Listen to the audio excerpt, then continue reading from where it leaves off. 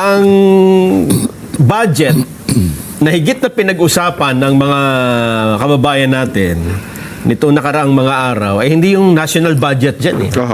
Kundi yung budget na pambili ng makakain nila na nagkakahalaga ng 500 pesos. Nako. Na ang sabi Viral nga yan, no? At ang sabi nyo daw, ay amyendahan na lang natin yan. Huwag na kayo kumain. Tanggalin na yung Noche Buena na yan. Ako, personally, alam ko, hindi sasabihin ni Senador yun eh. Diba? Ayan, no? Alisin na lang doon yung Noche Buena dahil sa nagre-reklamo ngayon sa 500 eh. Mas maganda kayo na po siguro ang maglinaw nito, Sen. Nakikita nyo naman at pinasinag nga. Yung account na Kagawad Joey ay nagsimulang magkalat ng fake news tungkol sa akin. Na di umano'y may sinabi ako tungkol sa Noche Buena. Sa totoo lang, wala akong statement kahit ano kung ang pag-uusapan natin ay Noche Buena.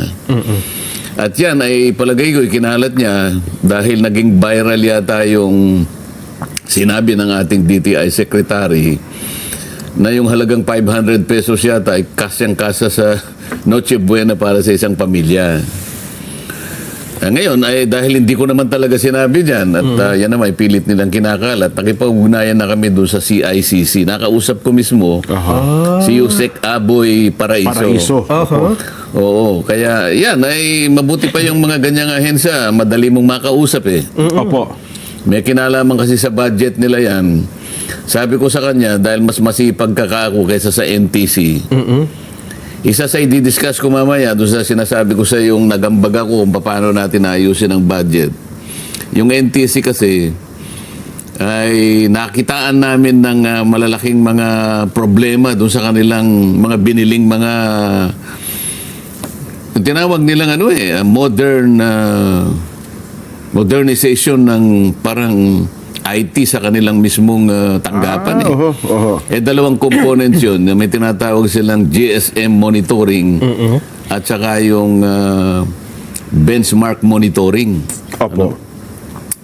Pero bago ko sabihin yan, kaya ko lang binabanggit yung tungkol dyan sapagkat yung parte ng budget na nakita ko sa NTC na napakalaki na may sablay naman yung pagpapatupad ng kanilang mga programa. Ilalagay ko nga sa CICC. Ito yung Cybercrime Investigation Coordinating Center. Yes po. Mas maganda ka kung dito natin ilagay. Para nga sugpuin yung mga ganyang mga klaseng fake news. Nasa sa ilalim po ng DICT yan, Sen. Oo, DICT. Ngayon, siguro, gagawin ko na rin sigurong magte-take advantage na ako sa pagkakataong dinidiscuss natin ito, Jen. Opo. Sige po, Sen. Para kausapin natin ang Meta. Di ba? We are reaching out to Meta and its third-party fact checkers.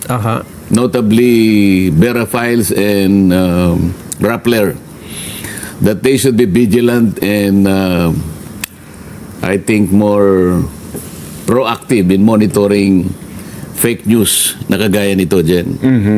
Talaga pong wala po akong sinabi ng kahit ano patungkol sa Noche Buena. At yan ay tatanggihan ko talaga. Wala po akong sinasabi. Ikinakalat nila, kayo pong mga kababayan natin, kailangang mag-ingat po kayo, maging vigilant din kayo. Huwag po kayong magpapaninlang, huwag po kayong magpapaligaw sa mga ganitong klaseng mga fake news.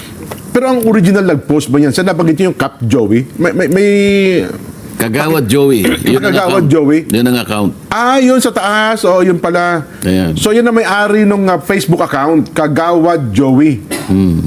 Ayun. Ang layunin nila, mailigaw nila yung kababayan natin, makapandaya, kahit na hindi ko sinabi, pipilitin nilang sa akin galing yung pananalita na yan. Tapos may kunyari pang, wait lang, totoo ba ito? Merong ipakita mo nga ulit direct, para, wait lang, totoo ba ito? Seryoso ka ba? May makunyari ba mga question mark, Sen, pero yung picture, Ayan, na. Nandun talaga. At saka kumalaut na ito eh. Opo, Kanya-kanya na ng version ito eh. Meron pang tungkol sa Christmas bonus pahayag nyo din daw eh. Ewan ko, yung mga taong yan talagang mahilig mag-imbento na lang at mag-imagine kahit wala akong sinasabi. Bakit kaya palaging akong ginagamit nila dyan? Napag-usapan namin Napag-usapan ka namin Jen kahapon na Sen. yan. Oo. Kung ako pa yung walang sinasabi, ako pa yung ginagamit. Kasi Sen, parang ang pangalan niyo po ngayon ay phenomenal eh. Pagka binanggit po ang Rodante Marcoleta, pag tinype mong ganun sa Parang langgam yan. Oo. Nakakita ng candy. Kukuyugin lahat kayo eh. Kaya kahit nga wala kayo, hindi kayo nagsalita, pero nakapost sa pangalan nyo, dinudumog agad, Sen. Pero kumikita ba sila dyan? Ay, malaki. meron po, malaki. meron. Yun naman pala eh. Oo. Kaya pala, ano. Pero sana, kahit na kumikita sana sila, dapat huwag silang mandadaya. Aha. Hindi mo sila pwedeng gumawa na, halimbawa, yung sinabi ko na totoo talaga. Opo.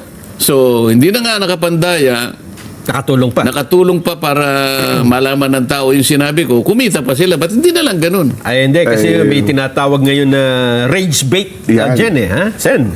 Rage bait. Mas mabilis bang kumalat kung nakagagalit? Ay, oo. Ay, opo. Ba't di nila ipaling nila doon sa nakatutuwa? Baka mas ganun. Baka mas malaki pa yung kikitain doon eh.